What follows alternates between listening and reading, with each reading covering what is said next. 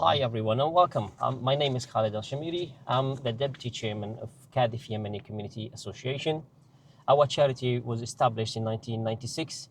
We support the local community through sport, educational, cultural and social activities. Today I'm delighted to be joined by John from Navigator Driver Training. We will be driving around Cardiff and discussing some of the most common questions about driving in the UK, including driving licenses, road safety, traffic regulations, and some practical tips for new and experienced drivers. We hope this session will help our community members to stay safe, confident, informed. Thank you, Mr. John, for accepting our invitation. If you could please introduce yourself to our community members. You're more than welcome. So I'm John Reynolds from Navigator Driver Training, and I've been a driving instructor since 2013. I acquired my advanced and fleet driver training in 2016, and I do learner driver lessons. I do fleet driver lessons or coaching for companies. I also do high-speed driver training, and I do taxi driver assessments. Wow. And I cover the Cardiff area. You're covering a lot of things then. Covering a lot Everything. of things. A lot of things. Yeah. Thank you for being here today and supporting our community. We got a bit of, most common questions coming up. Everybody's asking, about driving and licensing. If we can dive into them together while driving around Cardiff. Yep, Is no that going problem to be at okay all. with you? Yeah, that's fine. Thank you very That's much. Yeah. So, John, what's the legal requirement for someone who wants to start learning to drive? Okay, so the legal requirements to drive a vehicle, a motor car, is you need to be 17 years of age, no criminal convictions. You can apply for your driving license from the age of 15 and 9 months. The professional license? The provisional driving license. Okay. Then the license will turn up by the time you're 16, which allows you to drive mopeds, ride mopeds. But it's 17 for a motor vehicle. Okay. For the professional license, do you know how long does it take, the process? Okay, so each learner driver is different. It's not the case of how many hours does it take. It's more about what the student is capable of doing, how they learn, what process they need. The DVSA recommends that a learner driver should have at least 40 hours with a driving instructor, and 20 hours with a friend or family member. Okay. But that doesn't guarantee a driving test pass. Okay. Sorry to go back to the professional license, because when I first came to this country, I was ready to do the theory test, because I revised everything before I come here. Okay. Then they told me you have to spend 180 days before you can apply for the professional license. Is it still the same now? Right. So I did have a little look into this one for you, and it was a little bit complicated for me. You're allowed to use an international driving license from the day you enter the country. Okay. But once the 12 months is up, then you can't use that license anymore. Okay, so are you committing offence if you keep driving with the international more than 12 months? After 12 months, then that international license is no longer valid for the UK. Okay. So the time scale you just mentioned there, I wouldn't like to say, yes, you're right, or no, you're not, because I'm not 100% sure on the actual time you've got to be in the country. Okay. But you could apply for the professional since from 15 years old, did you say? 15 years and 9 months. 15 years and 9 months. Yeah. Okay, thank you, John. Going back to the learner drivers, how many driving lessons did you say typically they need before they do their test, so the practical test? The DVSA recommends at least 40 hours with a driving instructor. Okay. And 20 hours with a friend or family member. Okay. What's the common mistakes for the learner drivers? Do you think it caused them to fail their test? Okay, so the most common fault on the driving test is poor observation at junctions. Poor observation. And believe it or not, the main one is actually failing to look left when you're turning left. Wow. But what I'll do, I'll put a link in the description and it'll give you the top 10 failing points. Okay. Okay, but Yeah. the main fault is poor observations at junctions. Okay. How can a learner driver prepare themselves, for the practical test? Okay, so good knowledge of the highway code is really, really good. You need to know what the regulations of the road is. You need to be aware of what the road signs mean and be aware of what the speed limits are in the areas as well. So you need to have a good knowledge of the theory. Okay. Yeah. So this is why the DVSA has brought the theory test out. Okay. So you have a good knowledge first. So just practicing questions all the time is not really the best way to go about it. The best way is to actually read the books. Okay, read through, yeah. Yeah, Okay. read through the books. And the books I recommend one is The Essential Skills and one is Learning to Drive, which are both issued by the DVSA. Okay. And again, I'll put links in the description for you. And obviously the highway code and the traffic signs book. Okay. Some drivers are, some learners, they nervous when it comes to the day of the test. Yes. So what advice you can give to them? And what's the practical test involve? So we can get prepared for it. Okay, so the test itself is around 40 minutes. Okay. And you're tested on as many roads as possible within those 40 minutes, apart from motorways. Okay. Now, the DVSA are trying to push for more national speed limit roads where possible. So it could be dual carriageways, it could be country lanes. All right. We're in Cardiff, so they do push things like Caerphilly Mountain, which is national speed limit, which is up to 60 mile an hour, and the A470, which is up to 70 mile an hour. Okay. They try and put you through as many variations as possible, and you're tested on one reverse maneuver, Okay. which could be either parallel park, reversing into a parking space in a car park, or driving into a parking space in a car park, or parking on the wrong side of the road and then reversing back 2 car lengths. Okay. You're allowed a maximum of 15 minor faults, 15 minus. but if you get one serious or one dangerous fault, then it's a fail. What's the difference between the dangerous and serious and minor? Okay, so if we look at this from, we'll just say a mirror point of view. If you were turning left into a junction and you missed the left mirror, Okay. and there's nothing there because the examiner's looked, Okay. then that's technically a minor mark. Minor mark. Okay. If there was something approaching which the examiner thinks, well, you should have seen it, now that's going to become a serious fault. Okay. If you turn and there is something there, All right. and the examiner's got to intervene, now that's a dangerous That's fault. a dangerous fault. Yeah. So a maximum of 15 minor faults, no serious, no dangerous. But with the minor faults, what I always teach my students as well is you can't get more than 3 faults in one box. So, Okay. so if you've now got 3 mirror faults, Yeah. it's basically a repetition fault. Yeah. So eventually something is going to go wrong. So if you do the fourth one, that's it. You fail the test. The third one. The third So it's a one. maximum of 3, and then so Okay. it's 3 strikes and you're out. Even if you have only those 3 for the whole Yes, journey. yeah, because the examiner now will look at that as being a repetition fault. So something is going to go wrong at some point in time. Okay. Exceeding 15 minors, do the examiner tell you to take the car back to the test center? No, or you still got to continue the test. Okay. Okay. The only time an examiner will ask you to pull over or abandon a test is if you're doing something dangerous Okay. and it's obvious that you don't care. Oh, okay. Then they drive the car back. No, they'll just get out of the car and they'll walk back to the test center. All right. It's as simple as that. They'll just ask you to pull over, turn the engine off, and then walk back to the Just test walk. center. Okay. They'll just walk back to the test center. Okay.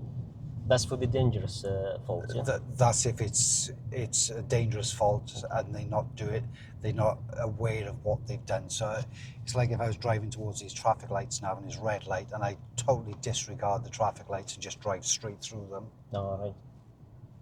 So, Yeah. what's your advice for someone like who failed their test and they want to do it again?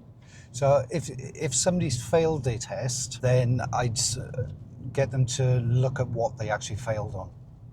most things are all caused by one or two issues, and it's either poor planning or it's poor speed. Poor speed. That's my opinion. So they're going too fast into something, they're not giving themselves time to work things out. So what happens is the examiners now are hitting the brakes because they're just coming in too fast and they're not dealing with something in time. Okay. So what I'd always say is look at what the actual faults are and see if there's a common thing which will actually fix the issues. Okay. If you are getting up to 15 and failing, then you shouldn't have really gone for the driving test. So when you do mock tests with a driving instructor, for me personally, I always say that you can't have more than 3 minors. Oh, before you go to the test. Before you go for test. That's good. The reason being, if you get the 3 minors in the same box, Yeah. it becomes a fail. You're right. Yeah. Yeah. You know, if someone, you know, some people when they fail the test for the first time, it puts them off, and you know they'll stay for a few months before they redo it, without doing any lessons. Or what's your advice? They should do the test as soon as possible, or they should do some lessons. Okay, so the DVSA booking system is changing at the moment, and I don't want to go too much into that because it's constantly changing at the moment to try and free up spaces. Okay. But whenever if you were to fail a driving test, unfortunately fail it, then what I'd say is look for the next available date. But what I would say as well is another reason why people potentially fail is because they're driving in areas where they don't know where they are. Okay. I get a lot of calls from people like London and saying I booked my test in Cardiff. Okay, that's why. They're not familiar with the roads, they're not familiar with the traffic. So yeah. Make sure that you are familiar with those areas. But if you were unlucky to fail, have a word with the instructor. Okay, so you advise to book the test whenever you can, because you know I know some people their theory test expired before they reschedule the another practical. So the theory expires after 2 years. Yeah. So what I always recommend is do the theory a couple of months before you're ready for the actual driving test. Okay. So if you were unlucky to fail, at least you got a little bit more time. Yeah, yeah. Where if you passed your theory tomorrow and then booked a test for 8 months down the line, we'll just say, you've already wasted 8 months of that certificate. Okay. So what I always say is practice the theory, make sure that you're passing it each time, but then once you've passed your theory, your practical should be booked in just a month or two after, maybe 3 months after. So it's still fresh. And So everything everything's all fresh. Okay. And if you were unlucky to fail, the chances of having to do the theory again is very unlikely because you've got a longer duration left on it. Oh, so in the theory test is more weight than the practical, is it? Well, you have to pass the theory before you can book the practical. Yeah, yeah. Yeah. Okay, let's move to the traffic collisions. What's the main reason you think for the collisions? Okay, so from my experience and what I see on the roads is people going too fast and poor planning. Okay, so the main thing is the Yeah. speeding. Yeah, so it's going a little bit too fast for situations. One then is either losing control of the vehicle because you're coming in too fast to something, or there's poor planning and then you have to brake really hard. Okay. So now the vehicles behind you have to adapt to what you've just done. Okay. So if like the roundabout ahead of us now, if I was coming down here at 30 mile an hour, Yeah. and I hit the brakes at the very, very last second, all the vehicles behind have to do the same thing. Okay. And roundabouts are a common place for collisions, for poor planning. Yeah, yeah. You know, because you mentioned the 30 miles per hour, you know, a lot of people are not happy about the road marking, you know, like the speed limits. So sometimes they'll tell you this road is too slow to be 20 or something. So they'll drive whatever they want. Right, so it has to be looked at that the government has tried to do the best thing to make the road safe. Yeah, so That's the main thing. whether you think that the road is correct or not is two different things. The government have looked at it and thought, well, this road would be safer if it was 20 mile an hour. Yeah, and those signs obviously been made there for a reason. Yes. Like previous collisions or Yeah. accidents, Yeah. So, yes, a lot of people will say this road should be more than 20 mile an hour, but the government has put it in place now to try and make sure that everybody is safe. Yeah. The mobile phone, I think, is one of the most common problems, for the drivers. I drive always and I see people on the phone while they're driving. Okay. So, how does the mobile phone affect your driving?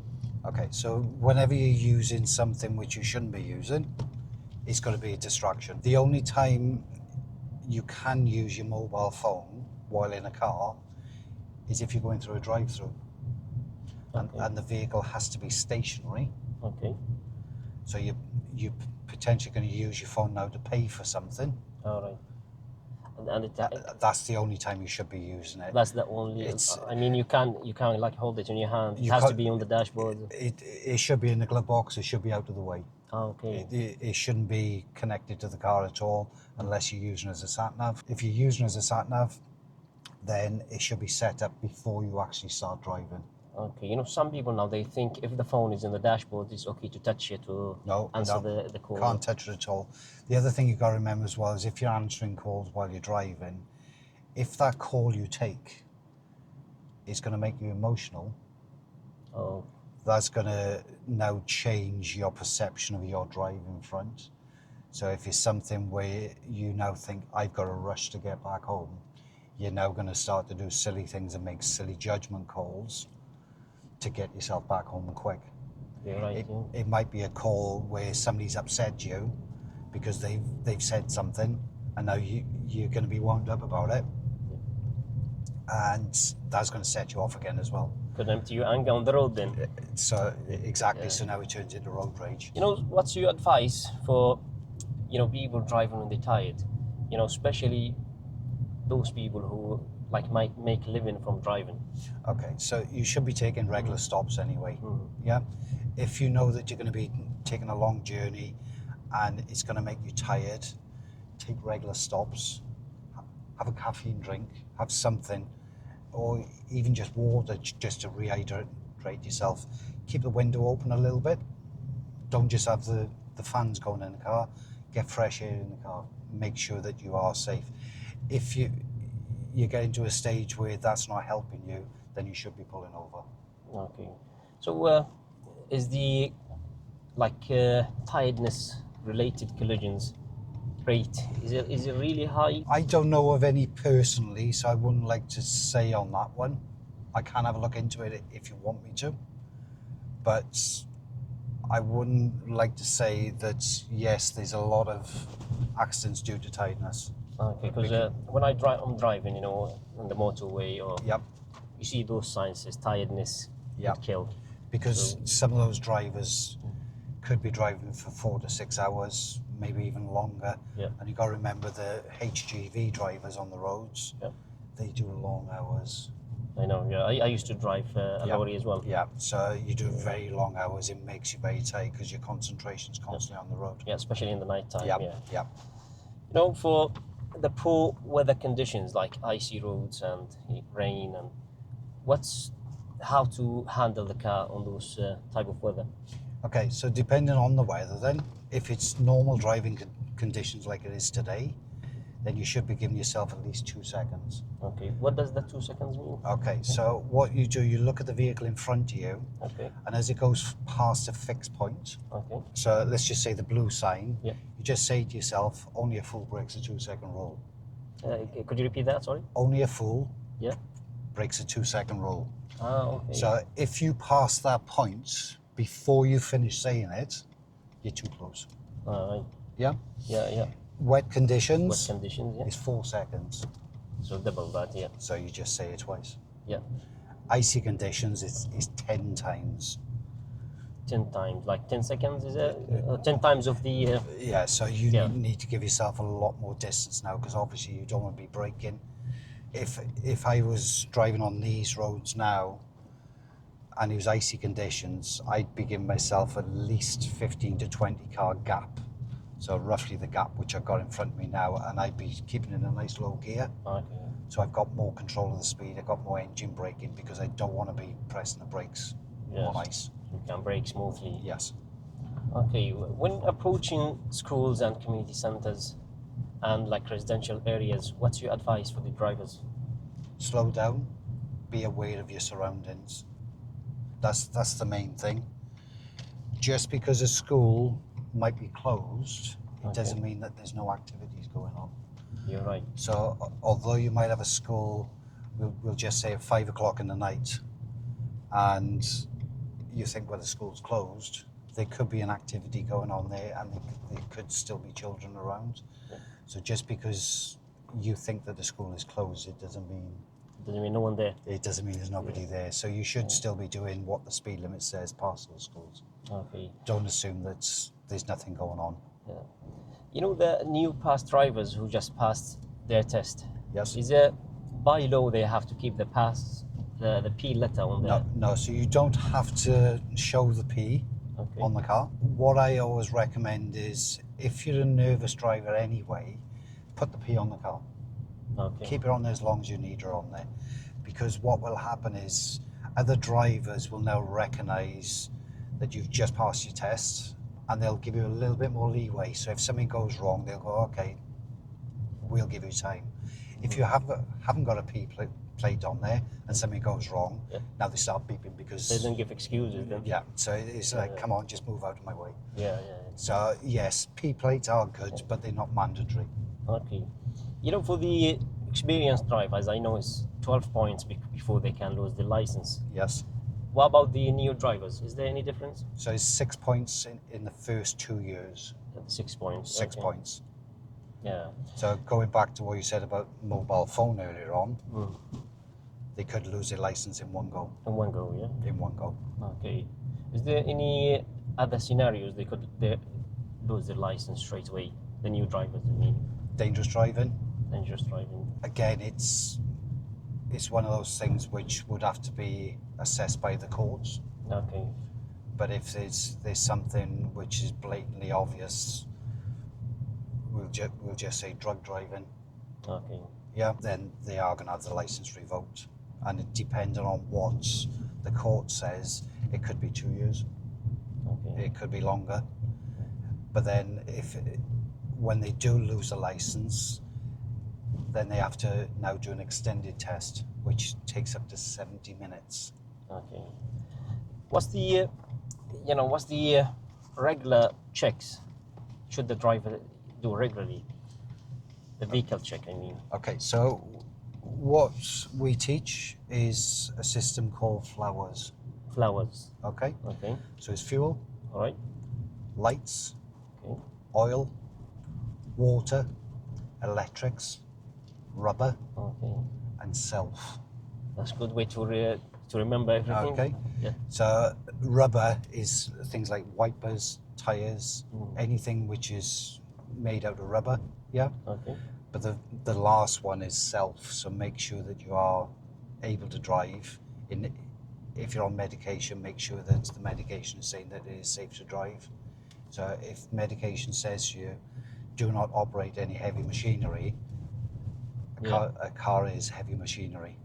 Okay. Doesn't have to be a lorry to be heavy. No, it's heavy machinery. Yeah. So you should be making sure that if you are going to go on medication and you have got those type of restrictions on it, check with the doctor first. Okay. Okay. Yeah. So, if someone had an accident, like while they didn't have the medication or anything, so is that an offence because they drove while they on medication? Or? It would depend on the medication. Okay. And if someone has like medical, have medical situations, they should report it to the DVLA. Failing to do so, is that? If there's something which is going to affect how you handle the motor vehicle. Okay. So let's just say that you need a medication to be safe in a car. Okay. Then that medication should be you should contact the DVSA to inform them of those things. Is it is the same as glasses. Right. If you need to wear glasses while driving, then the DVLA needs to know that you're supposed to wear glasses. Okay. Yeah. Thank you. I think we covered most of the questions. Finally, is there a message you would like to share with us today for the community members of the Cardiff Yemeni Community Association? Okay, so is that for how to learn to drive? Like in general, to drive safely and, to keep safe and to reduce collisions. Okay, so if there's any advice I was going to give you while you're learning to drive or just driving in the community, is just take your time, build your speed up gradually rather than try and race ahead. If you're learning to drive and you want a driving instructor, make sure the driving instructor is right for you. Don't assume that every driving instructor is the same. Correct, yeah. Make sure that you know what the qualifications are, if they're a trainee, if they're fully qualified. Make sure that everything is right for you. Don't go booking blocks of lessons, so 10, 20 hours, and then find out that driving instructor is not for you. Okay. Because now it's going to be hard to get your money back. Yeah, so you recommend to go straight away with a driver instructor, I'd not say a family member? I'd say go with a driving instructor first, definitely, just so you can get the basics. Because if you go with a family member, you haven't got the dual controls. You're right. You haven't got that experience behind whoever's taking you out. So at least get the basics out of the way and then practice with a family member while you're doing it. Yeah. So practice moving away and stopping with the driving instructors, practice doing the junctions, then jump in it. Yeah. Then go into a car with a friend or family member rather than just go with a friend or family member. They get freaked out because something's gone wrong. They're pulling up the handbrake because that's the only control they've got. That's the only control they have, yeah. So make sure that you've got the basic things done first, and then practice with a family member. Thank you. That's the biggest thing I'd say. Yeah. Thank you. I think that's everything for today. Okay. And thank you for supporting our community. No problem at all. This video will be shared in our workshop coming on the 27th of June. And, it's going to be representative from the police and insurance companies and some representative from the DVLA as well. Okay. So you don't mind sharing this in the workshop? No, don't mind sharing it at all. Okay. That's what we've done it for today. I just want to put something back into the community. Thank you very much. And if it helps one person, I've done my job. You might save a life. Might save a life. Yeah. Okay. Thank you very much. No worries at all.